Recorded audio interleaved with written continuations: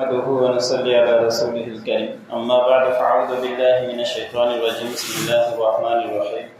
فضربنا على آذانهم في الكهف سنين عددا ثم بعثناهم لنعلم أي الحزبين أحصى لما لبثوا أمدا نحن نقص عليك نبأهم بالحق إنهم فتية آمنوا بربهم وزدناهم هدى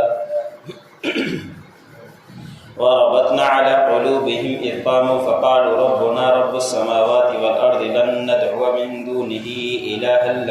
لقد قلنا إذا شططا هؤلاء قوم اتخذوا من دونه آلهة لولا يأتون عليهم بسلطان بين فمن أظلم ممن افترى على الله كذبا۔ سورۃ الکہف کا درس چل رہا ہے۔ اسی سورۃ کی آیت نمبر 11 سے لے کر 15 تک تلاوت کی گئی۔ ان آیتوں کے اندر اسی سوال کا جواب ہے جو مشرکین نے یہودیوں کے کہنے پر آپ صلی اللہ علیہ وسلم سے سوال کیے تھے تین کہ اصحاب غار والے کون تھے، ان کا کیا واقعہ ہے، تو اس کے متعلق اللہ رب العزت نے ان آیتوں کے اندر اس کا بیان فرمایا ہے، جس کا کل خلاصہ عرض کر دیا تھا کہ یہ چند نوجوان تھے جو بادشاہ مشرک تھا، اس شرک سے بچنے کے لیے اپنے آپ کو انہوں نے جا کے غار کے اندر چھپا دیا تھا کہ ہم خالص اللہ رب العزت کی عبادت کریں اور ان کے سامنے نہ آئیں تاکہ یہ ہمیں شرک کی طرف نہ ڈال دے۔ تو اللہ رب العزت نے فرمایا کہ جب یہ غار کے اندر پہنچے تو پھر ہم نے ان کے کانوں کے اوپر تھپکی دے دی۔ غار میں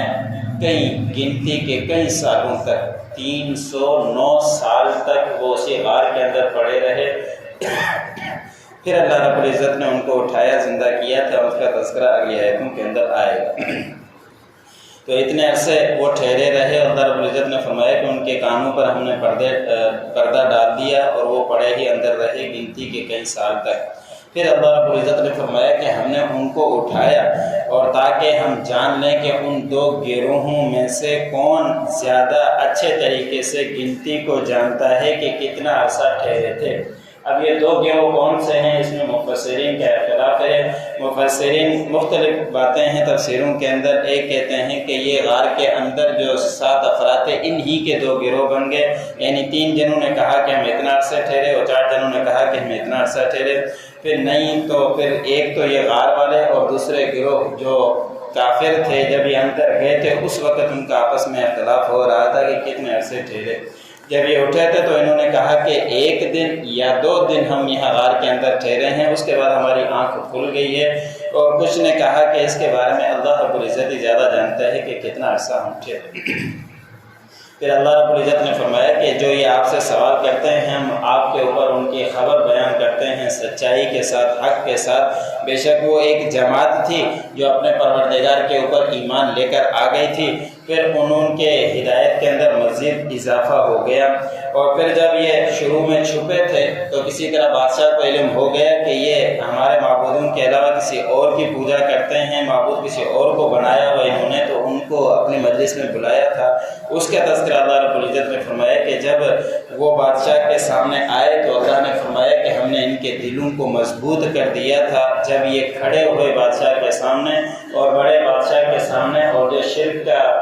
کرنے والا ہو وہ سامنے بلائے اور یہ افراد بھی 5-6 ہوں تو اس وقت حق بات کرنا بڑا مشکل ہوتا ہے۔ تو اللہ رب العزت نے فرمایا کہ ہم نے ان کو ہمت دی اور یہ بادشاہ کے سامنے کھڑے ہوئے اور انہوں نے کہا کہ ہم اپنے پروردگار کی عبادت کرتے ہیں جو آسمانوں کا اور زمینوں کا پروردگار ہے، ہرگز ہم اس کی پیروی نہیں کریں گے جو اس کے علاوہ کسی اور کی پوجا کیا کرتے ہیں، ہم دوسرے کسی کو بھی معبود نہیں مانتے، اور ہم اگر اس طرح کریں گے تو پھر ہم زیادتی کرنے والے ہو جائیں گے کہ ہم آپ کی بات مان لیں، ایسے کبھی بھی ہم آپ کی بات ماننے والے نہیں ہیں۔ اللہ رب العزت نے فرمایا کہ یہ ہیں ہماری قوم جنہوں نے ان مشرک جو 6 افراد تھے انہوں نے کہا کہ یہ ہے ہماری قوم جنہوں نے اللہ کے علاوہ دوسروں کو معبود بنا لیا ہے۔ ان کے پاس اس کے بارے میں کوئی دلیل نہیں ہے، اگر کوئی واضح دلیل ہے وہ لے کر دکھلا دیں، لیکن یہ اللہ رب العزت کے اوپر جھوٹ گڑھتے ہیں، اور سب سے بڑا ظالم وہی ہے جو اللہ رب العزت کے اوپر جھوٹ گڑھے، اللہ کو چھوڑ کر کسی اور کو اپنا معبود سمجھا کر۔ فضربنا على آذانهم في الكهف سنين عددا، بس ہم نے ان کے کانوں کے اوپر تھپکی دی غار میں گنتی کے کئی سال تک۔ ثم بعثناهم لنعلم أي الحزبين أحصى لما لبثوا أمدا، پھر ہم نے ان کو اٹھایا تاکہ ہم جان لیں کہ ان دو گروہوں میں سے کون اچھے طریقے سے تعداد کو گنتی کو جانتا ہے کہ کتنا عرصہ اس غار کے اندر ٹھہرے۔ نحن نقص علیک نبأهم بالحق، اللہ رب العزت نے فرمایا کہ ہم قصہ بیان کرتے ہیں آپ کے اوپر ان کی خبر کا سچائی کے ساتھ۔ انہم فتیۃ آمنوا بربہم وزدناہم ھدی،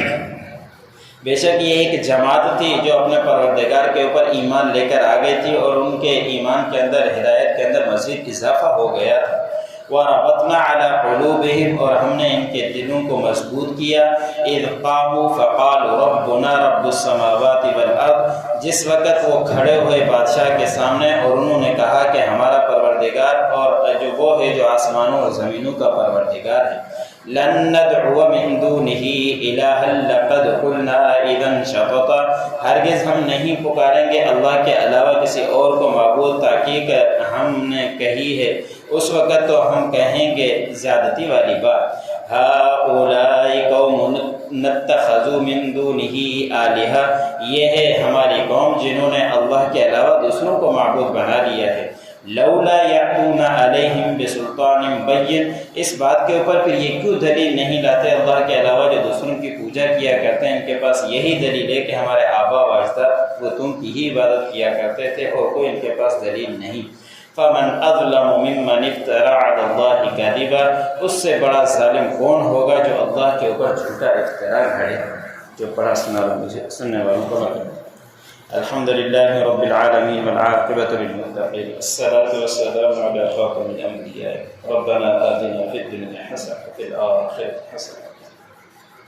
ربنا ظلمنا أنفسنا وإن لم تغفر لنا وترحمنا لنكونن من الخاسرين۔